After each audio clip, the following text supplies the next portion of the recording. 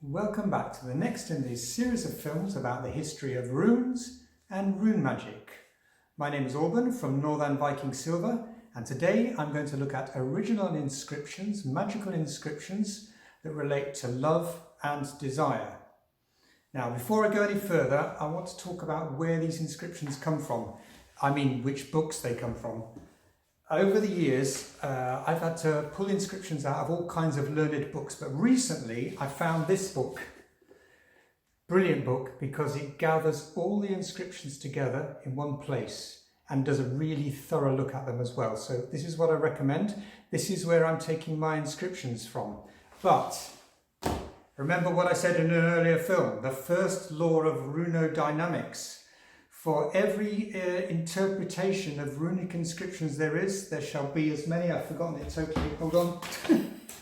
I've forgotten the first law of runodynamics. It is, there shall be as many interpretations of an obscure inscription as there are runologists studying it. So in other words, you've been warned. If you're really interested in this stuff, you'll need to do more research on it for yourselves. Okay. Let's talk about charms of love and desire. What could be more useful than a magical charm to seduce the one you love? Better even than X-ray specs, I think. The Valkyrie Sigurdrufa in the Elder Edda promises Sigurd that she will give him beer laced with gamanruna, with love runes. Also in the Elder Edda, Odin boasts of how he uses love magic to seduce women, and Egil Skallagrimsson, he knows how to correct a runic love charm. So this concept of magic, love magic worked with runes is out there.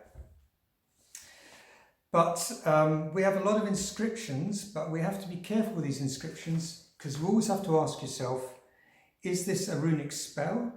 Or is this just a runic statement, such and such loves such and such, or is it just dirty graffiti? Because it covers all the inscriptions cover all these types, as you will see. Okay, let's look at some of the early inscriptions first. There's a woman's bow brooch found from Charnay in France from the 6th century. That's the time of the Burgundians. And this is like quite a typical formula. It has scratched on the back of it, the first part of a futhark. Then it has the words, "May Liano discover Ida." This is a fairly typical example of a formula, as I said. The first part, the futhark, is usually intended to give the inscription power. I'll talk more about that in a later film. Then we've got the bit that Liano should notice or fall in love with Ida. And then after that, there come a couple of abbreviations. And these are abbreviations for power words, for spell words. So, in this particular one, it has KR, which is part of the monogram for Christ, Christus, followed by another word, Leau, which is a Gnostic magical word. It's actually originally coming from a Hebrew word for God. Now, Gnosticism is an ancient religious faith based on the numerology of Pythagoras. So amulets with this kind of inscription are actually becoming more widespread. They get beyond the area of Gnosticism and they get adopted into general Mediterranean magic. It's also part of the tradition of Jewish Kabbalah. And then these kinds of power words, they're circulating around in the classical Mediterranean world, and they find their way into the world of runic inscriptions. But this idea of power words, they weren't just something that came from Mediterranean magic. There are plenty of Germanic power words as well, which I'm going to come on to. Another brooch from Bulach in Switzerland, also 6th century, has the inscription, "Dear beloved, desire me." And then there are 2 L runes. Now, these L runes are also abbreviations for power words, but this time are quite a common Germanic power word. It's lauk or laukar or laukas, which is a word for leek. It may seem strange to us nowadays, but for the ancient Germanics, the word leek was a symbol of virility or fertility. So it occurs on quite a lot of the early inscriptions. There's another set of inscriptions that use the word leob. which means love. Now, this could, of course, just be a statement, love, or it could be a power word. That's something that we have to decide. Where am I? Yeah. So this word leob, it turns up in various places. It turns up on the back of a brooch from 6th century Rhineland, just on its own. Comes from another brooch, this time from Schretzheim, which reads, for the wayfarer, leob. And then there are several other examples of this type of formula with this word, usually involving people's names. Interestingly, these spells were written on female objects. These brooches are always female objects. There are love charms from the time written on male objects, but they're written in Latin. So it's like this runic magic is something at this time relating to women, and the men were already using Latin. In fact, after this point, 6th century, the Merovingian time, in mainland Europe, runes just die out and go out of use, and the Latin alphabet takes over. But there's a hint that love charms continued or were used in runes in Anglo Saxon England, which requires me to drink some tea if we're going to go into Anglo Saxon.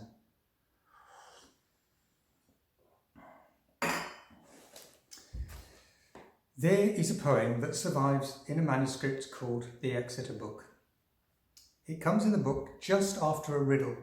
The answer to the riddle seems to be a rune stick. Then comes this poem. The poem, nowadays we call it the husband's message. It's a love poem supposedly written on a rune stick and sent from a man to his long lost lover. He reminds her of their ancient love and he asks her to come back to him. This is in the poem, and then the poem in the manuscript suddenly has these runes written in the manuscript. Seal Rad Ear Win Man, which is sun, road, earth, joy, man. Now these are probably kennings or metaphors. So sun road together means heaven, earth joy means earth, and man for man.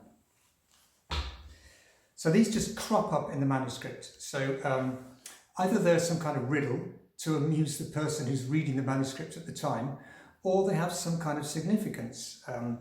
So it could just be a literary flourish, because we have other Anglo-Saxon manuscripts with runes in, used as abbreviations for words. So the name of the rune stands in place for the word, which is what's happening here. But is this something to just, as like a kind of riddle for the people reading the poems or listening to it? Or is it something they'd recognise? Because what if at that time in Anglo-Saxon England, it was commonly known that love spells were written in runes on sticks? Then these runes here would mean something instantly to the audience. They wouldn't be like a riddle, they'd be something that was familiar to them. And they could be referring to the witnesses or to the oaths, because the next part of the poem is the man reminds his lover in his message of the oaths that they swore to each other so long ago. And then this is where these runes come in. So these could be symbols for those things that bore witness to the oath or sanctified it. Heaven, earth, and man. It's a theory. Okay, moving on from Anglo-Saxon. Yeah, so apart from this Anglo-Saxon stuff, there isn't really any obvious love inscriptions from the early ones until the later medieval stuff. So I'm moving on to the medieval stuff now. This is mostly from Norway, 13th to 14th century. And again, you always have to ask the question, is this inscription meant as a charm or a spell? Or is it just a statement of love, a love message? Or is it just dirty graffiti? Well, you will see.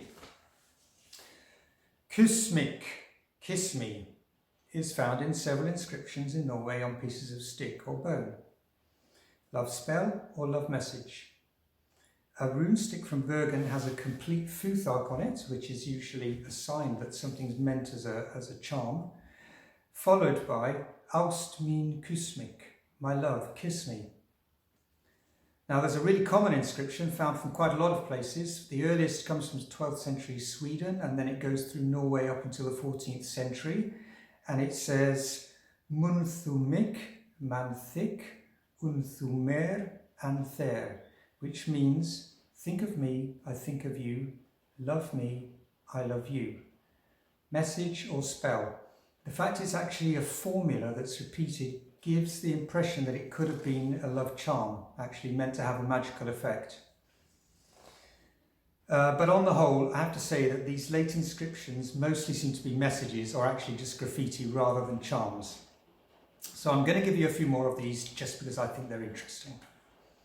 From Bergen we have Burli min unmer, annek ther of austum och of allum huge. My cupbearer, love me. I love you with all my heart and mind. Also from Bergen, Slike wilde ek mina sem thu est. Just as you are is how I want mine to be. A rib bone from Oslo has on one side, Ansau ther eristi runa thessar thordis. He who carved these runes loves you, Thordis. And then on the other side of the bone he's written, Thora ek cangilia. Thora, I know how to seduce. There are some other inscriptions that are even more boastful. So a runestick from Bergen. Ingebjorg unimer thou ek var i Stavanger. Ingebjorg loved me when I was in Stavanger. On her wheel in Oslo was inscribed Nicolas an konu therivel Gurith heitir stjupdotter Peters Rogna. Nicholas loves well the woman called Gurith, Peter Ragnar's stepdaughter. Other inscriptions become a bit more toilet door. We have a Bergen runestick that says Smither sarth Vigdisi av Sneldubenum. Smith fucked Vigdis of the Snelderleggers. Another reads Ranvig radu skaltu serða. That say mer en mansreder och minne en hestreder. You shall fuck Ranvig the Red. It shall be larger than a man's prick, but smaller than a horse's prick. It wasn't just the crude men of Norway who wrote like this. We also have a rib bone from the town of Starregard in northern Germany that says Kuss, Kukur kus kuntu kus. Cock, kiss, cunt, kiss. It's interesting to consider that, I'm getting lost in my notes now. It's interesting to consider that the word futh in Old Norse is the word for vagina. It's not a taboo word like cunt, but it turns up in a lot of inscriptions. It turns up in the walls and the roofs of Danish churches, Norwegian churches.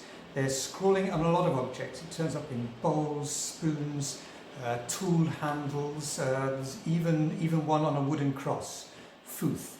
So is this guy, guys who are just writing pussy, pussy, pussy, or is futh meant to have some kind of magical effect?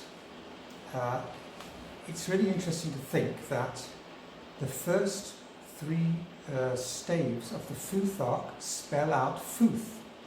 Now think about those people who invented the futh arc, invented runes way back in the 1st century.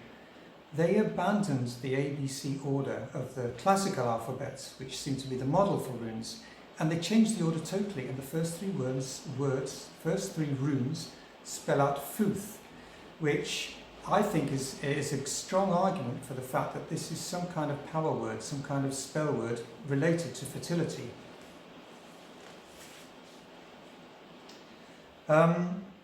Although the word futh turns up in other inscriptions, and they're definitely getting then into the genre of dirty male humour. A Bergen runestick has Jon silky futh almik, en guðomar futhslekke reistmik, en Jon futhkule reithermik. John silky futh owns me, Guðom futhlikke carved me, and John futh swelling reads me. I have one more inscription in this vein for your delights before we finish the film for today. It's raining, I don't know if you can hear it on the film, but you'll just have to go along with me.